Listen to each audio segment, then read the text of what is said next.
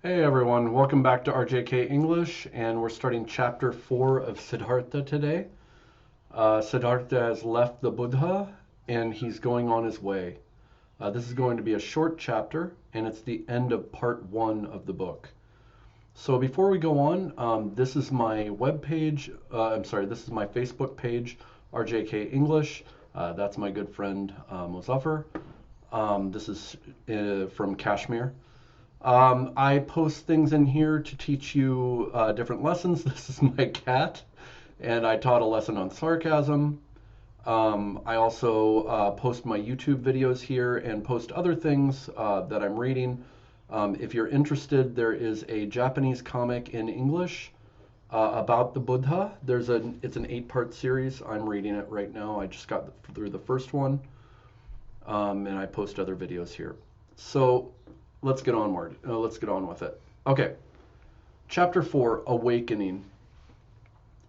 As Siddhartha left the grove in which the Buddha, the perfect one, remained, in which Govinda remained, he felt that he had also left his former life behind him in the grove. Okay, so this is a major change. He's not only leaving the grove, which, if you remember, a grove is an orchard usually, where there are fruit trees and things like this. That's general idea of a grove, or trees, an area with trees, but also open areas. He's leaving the Buddha, and he's leaving his friend Govinda. He's leaving behind his former life as an ascetic. Ascetic means a renunciant, someone that's a monk. He's leaving this. Okay, so as he slowly went on his way, his head was full of thought, full of this thought. His head was full of this thought. He reflected deeply until this feeling completely overwhelmed him, and he reached a point where he recognized causes. Recognized causes. So his head is full of a thought. And as he reflects on that thought, a feeling overwhelms him. And then he reaches a point internally, an internal point, where he recognizes causes.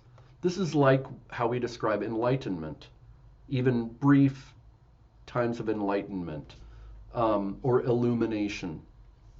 He recognized causes, and causes are important when we talk about Buddhism. It's the cause and effect, karma. And he's seeing causes, and let's see what causes he sees. For to recognize causes, it seemed to him, is to think. To recognize causes is to think. Now that's something to think about. Is thinking recognizing causes? Is that how thinking works? We'd have to think about that a little bit. To recognize causes, it seemed to him, is to think. And through thought alone, feelings become knowledge and are not lost, but become real and begin to mature. Okay, so first there's thinking. First there's recognizing causes. This is real thinking. From it come feelings, and feelings become knowledge and are not lost. I'm having trouble following that. But he seems to be coming to a point of realization. Let's keep going with it. Siddhartha reflected deeply as he went on his way. What did we call this? This is contemplation. He reflected deeply. He realized that he was no longer a youth. He was now a man. He realized something had left him, like the old skin that a snake sheds.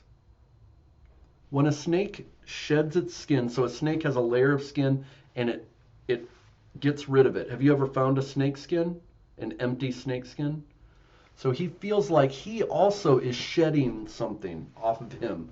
To shed is like shedding skin. When an animal loses its hair, it's called shedding. He's shedding something off.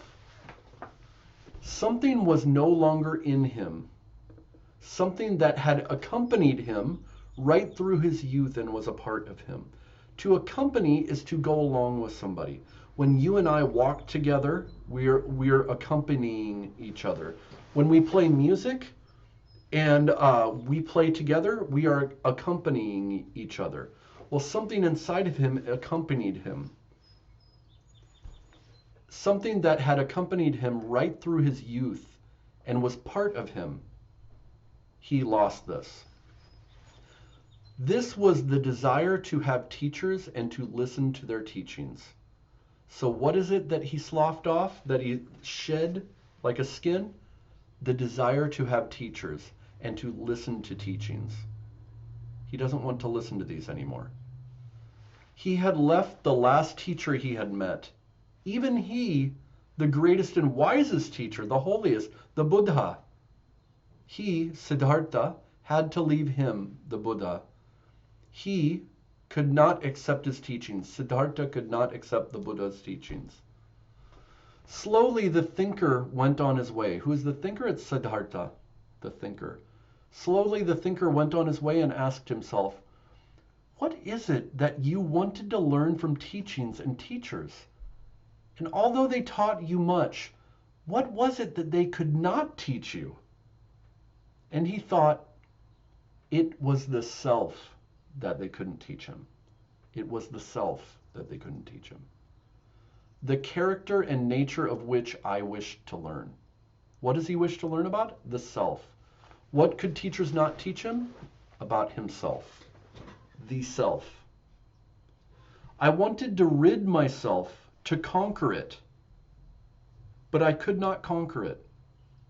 I could only deceive it, could only fly from it, running from it, could only hide from it.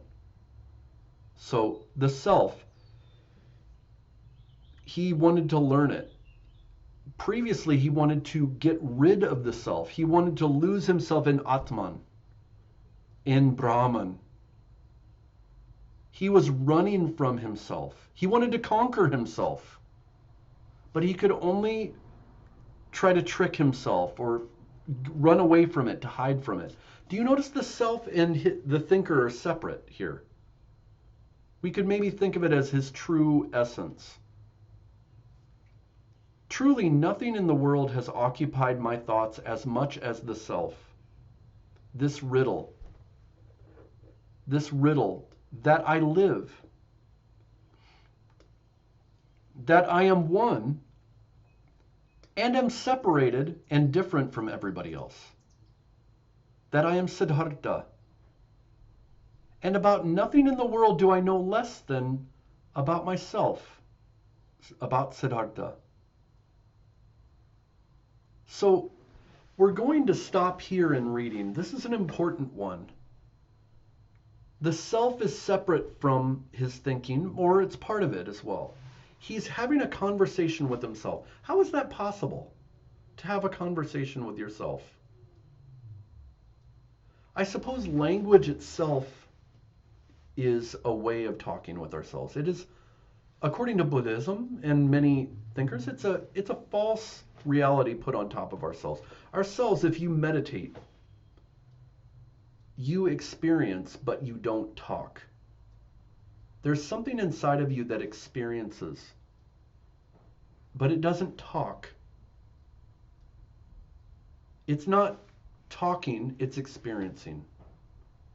He thought that was part of Atman or Brahman, and maybe it is. But he recognizes that it's also something separate from everything else. Why? It's the only thing he knows. Can anyone feel your feelings for you? No. Maybe your parents love you, or someone in your life loves you a lot, but they can't feel your feelings for you. They can't live your life for you. Only you feel your feelings, and only you hear your thoughts. Isn't that weird that you could hear your own thoughts, like you're two people or something? Isn't that strange? You hear your thoughts. What is it to live? To be this separate being, separate from others. You are not those others. Govinda was not part of him because Govinda went on his way. The Buddha, if he's not around the Buddha isn't with him. His father isn't with him when he's away. So who is this Siddhartha? Remember that the ascetics in Hinduism, the priests and everybody were part of society. When you became a monk, you left society.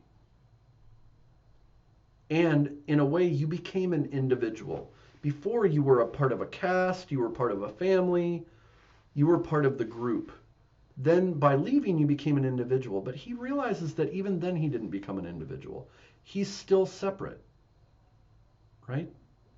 This is hard. Add a comment if you have a question, and let's talk through this. But it takes a little bit of thinking. He is separate, and only he can feel his thoughts, and yet he knows very little about himself. Isn't that odd? So let's stop there and think about it, comment, make sure to like and subscribe as well.